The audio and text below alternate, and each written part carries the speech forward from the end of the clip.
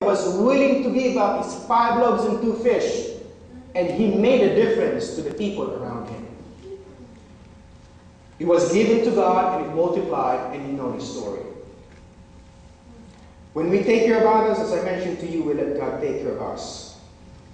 Because of God's provision upon our lives, if we're willing to be His instruments, being like that boy, we can make a difference to the world around us. I was asked this question and said, you are a Christian, but how about people who are dying in Africa and people who are in need?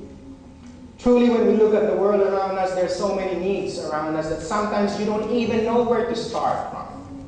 Where do I start with all of these things? We are bombarded whichever side we look at, there are needs, and we only have 2 hands.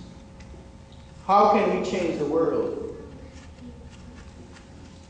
Do we really have a responsibility? We are not important people that our decisions really would matter to anyone.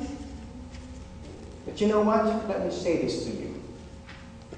We may not have the ability to change the world, but if every single one of us would make a difference to the people only around us, if all of us will do that, one day we will make a difference in the world that we live in. Amen.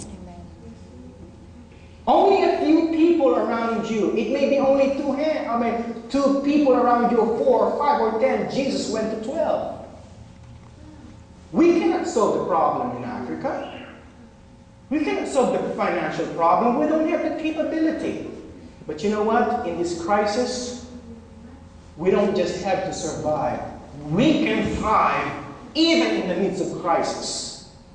Because God has given us the ability to do so when we trust in Him.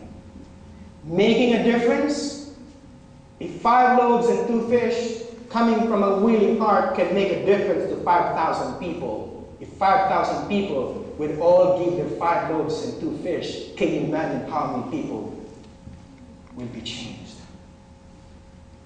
I would say, let's start in our own backyard. Let's not look too far. We will get there one day, but we need to start right here. I end by saying, truly, you and I can make a difference. Someone said, if everyone is willing to sacrifice a little, the world will never be hungry. If everyone is willing to sacrifice. Oftentimes you might say, well, that is true, but I think this message is not for me, it's for the person behind me. Well, if that's what we are thinking, that means the message is for us. The message is not for a handful of people. The message is for the church. We have to do something. Why? Because what God provides for us is more than sufficient. More than sufficient. Why?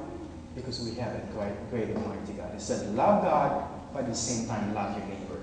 When we love our neighbor, then we can truly say,